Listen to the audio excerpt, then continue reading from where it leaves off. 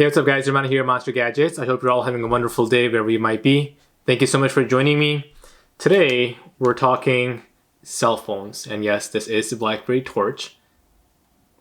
Take a good look at it. Here we go. That's what it is. Yes, the BlackBerry Torch. I've got the BlackBerry Bold as well. It's been a while since this came out. And then we've got the Nokia E71X. Now, why am I showing you these? Well, because they're all small portable phones and basically about the same size. And these are actually half the size of our typical phone today, which is the iPhone 11 Pro Max or even the Note. So now we're seeing a trend in phones where now they're going back to actual like flip fold phones, and today we're going to talk a little bit about that.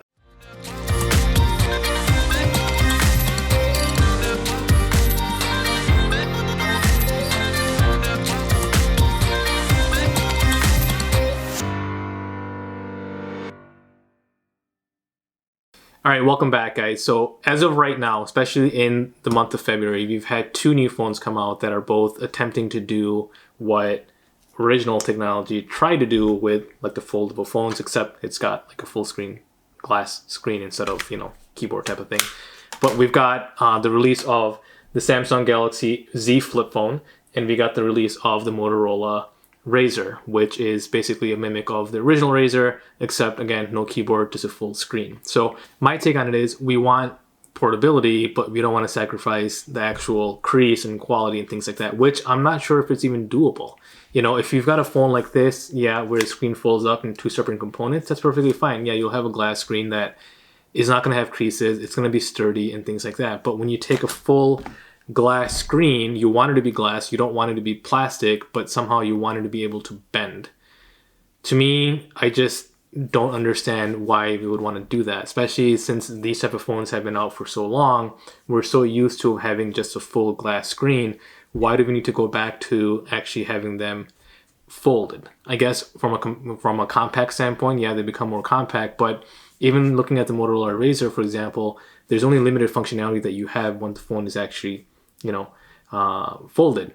Versus if you look at some other fold phones that are out there, which to me makes a little bit more sense, because when you actually unfold them, they are a bigger display than what you would get in a normal phone. So if you want to use them as a tablet or something, that makes sense to me, where you want a foldable phone and when you actually open it, it's bigger than the actual size.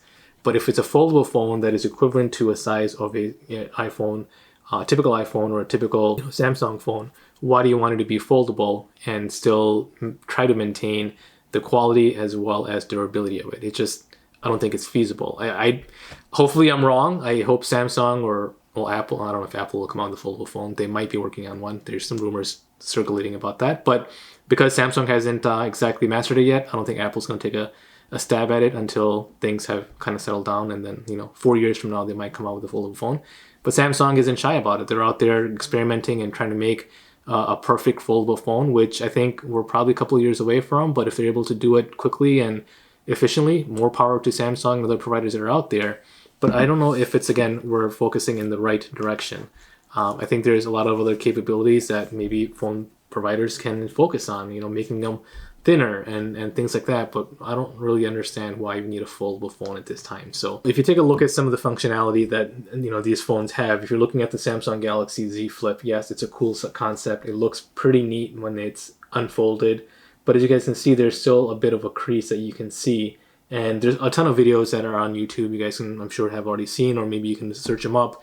But there's been some durability tests that have been done on it, and they're not that durable. It's just not possible, because you're asking a glass to basically bend or plastic to bend. There's always going to be that factor of it being damaged, whether it's in your pocket or flipping it open and close and things like that. So before I go any further, what I want you to do is I want you to go down in the comment section and I want you to tell me what your thoughts are. Would you actually pay close to almost $1,500 for a foldable phone where, in my opinion, technology is not quite there yet?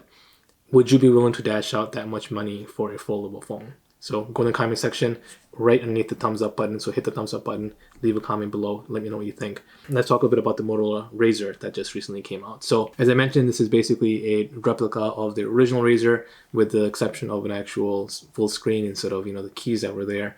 But the design itself, it looks pretty cool. I have to hand it to Razr. I think they made a very sharp product. But again, from a functionality standpoint, is it really truly that more functional than what's currently out there in the market? And it's a hefty price to pay for a phone, close to almost $1,500 for this phone, with also, as I mentioned earlier, having it folded and not having the full functionality on the screen because it's so small. It can only do small things such as being able to read text messages and a few of the functionalities. So I understand it might be a move towards like a new era, if you will.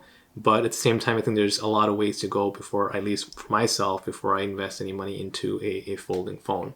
I would love to see something more futuristic where like you hit a button and the screen pops up, or you hit a button and it's like a hologram almost where the screen shows up. That would be so much cooler than having just a normal flip phone. So I don't know. That's my take on it, but I just wanted to kind of share my opinion and kind of get your thoughts. And so if you haven't commented below, let me know what you guys think. And yeah, that's it for this video. Hopefully you guys enjoyed it. If you did, make sure you give me a big thumbs up. Subscribe to my channel if you haven't already, and I will see you guys next time. Goodbye.